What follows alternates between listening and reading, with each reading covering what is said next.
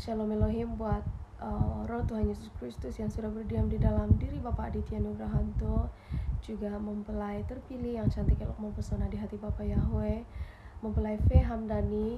Juga shalom buat para saksi surga, malaikat-malaikat Bapa, para mempelai Bapa, sahabat-sahabatnya dimanapun berada. Kiranya Tuhan Yesus Kristus memberkati, menyertai dimanapun kita berada.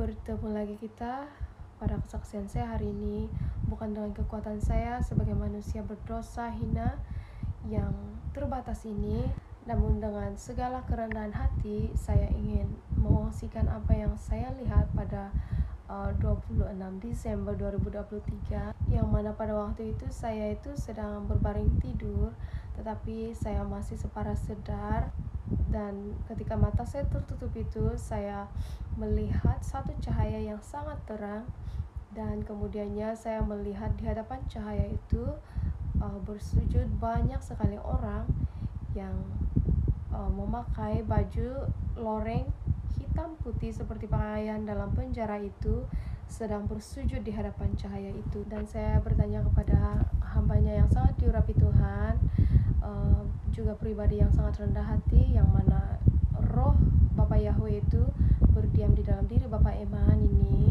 Jadi cahaya yang terang itu ialah Tuhan Yesus itu sendiri, yang mana adalah terang dunia. Manakala orang banyak yang bersujud itu di hadapan cahaya terang itu ialah umat manusia yang ada di seluruh muka bumi tanpa terkecuali, terutama orang yang sudah ditawan oleh tanda binatang itu melalui suntikan itu, yang tidak merasa berkhianat, bahkan merasa bangga menerima tanda itu. Dan juga kepada orang yang tidak menerima tanda binatang itu tetapi tidak mau bertobat, yang mana saat ini orang-orang tersebut satu persatu tersadar dan menyesal, sujud di hadapan Tuhan Yesus Kristus meminta belas kasihan. Dan Tuhan Yesus Kristus juga memberi mereka kekuatan untuk menguatkan orang-orang tersebut supaya mereka kuat menghadapi semua apa yang menjadi konsekuensinya di hadapan. Dan barang siapa yang bertahan sampai kesudahannya itu yang akan selamat. Jadi sangat merugilah orang yang tidak mempunyai iman,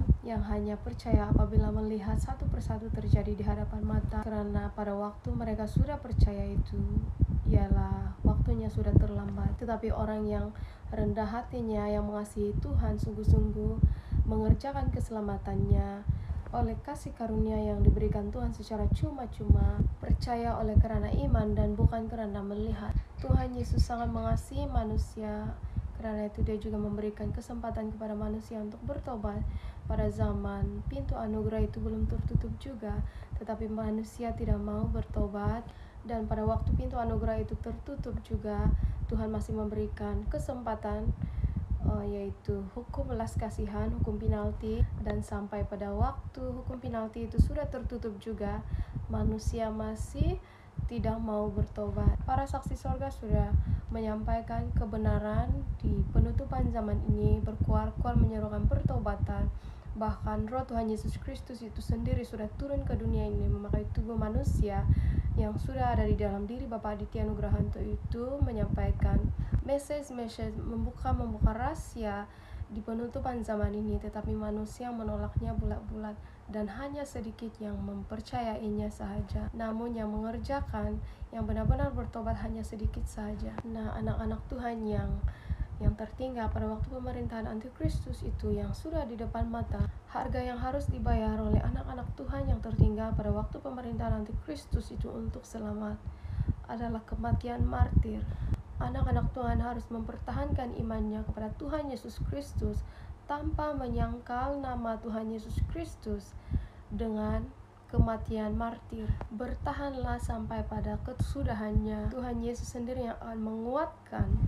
Peganglah di dalam hati, walaupun sekiranya saya harus mati di dalam nama Tuhan Yesus Kristus, apapun konsekuensinya. Tuhan Yesus sudah mati buat saya juga mati buat Tuhan Yesus, sebagai bayar harga dan bukti cinta kasih kita kepada Tuhan Yesus Kristus. Di dalam Matius 10 ayat 39 mengatakan, barang siapa mempertahankan nyawanya, ia akan kehilangan nyawanya, dan barang siapa kehilangan nyawanya karena aku, ia akan memperolehnya. Walaupun tubuh fisik itu mati, tetapi roh kita itu akan hidup. Roh manusia itu akan hidup selama-lamanya di surganya yang kudus. Karena manusia itu sangat berharga di mata Tuhan. Alangkah sangat baik jika manusia merasakan hati Tuhan itu seperti apa, betapa dia sangat mengasihi manusia, dan dia tidak ingin satu pun manusia itu di dalam api neraka. Tetapi manusia tidak mengertikan dan tidak mau membayar harga untuk mencarinya. Jadi janganlah takut untuk menghadapi waktu itu, karena Tuhan Yesus sendiri yang akan menguatkan manusia yang tertinggal pada waktu pemerintahan antikristus itu. Dalam Matius 24 ayat yang ke-13 mengatakan, tetapi orang yang bertahan sampai pada kesudahannya akan selamat. Firman-Nya ya dan amin. Itulah janji Tuhan. Teguhkanlah hatimu, kuatkanlah hatimu, pertahankanlah imanmu, walaupun dengan bayaran yang sangat mahal, yaitu kematian martir. Bacalah firman itu, karena firman itulah yang akan menguatkan manusia untuk menghadapi waktu antikristus itu. Ada waktunya, kuasa firman ini juga akan diangkat, dan Roh Kudus juga akan diangkat. Manusia harus bertahan dengan semampu-mampunya ketika Roh Kudus itu sudah tidak ada lagi di dunia ini. Hanya itu kesaksian saya. Semoga kita mengertikannya dan bertobat saja, bayarlah harga itu. Tuhan Yesus Kristus memberkati dan mengasihi semua umat manusia di seluruh muka bumi ini. Terpujilah Tuhan Yesus Kristus, sumber segala sesuatu. Haleluya. Amin. Amin. Amin. Praise the Lord. Amin.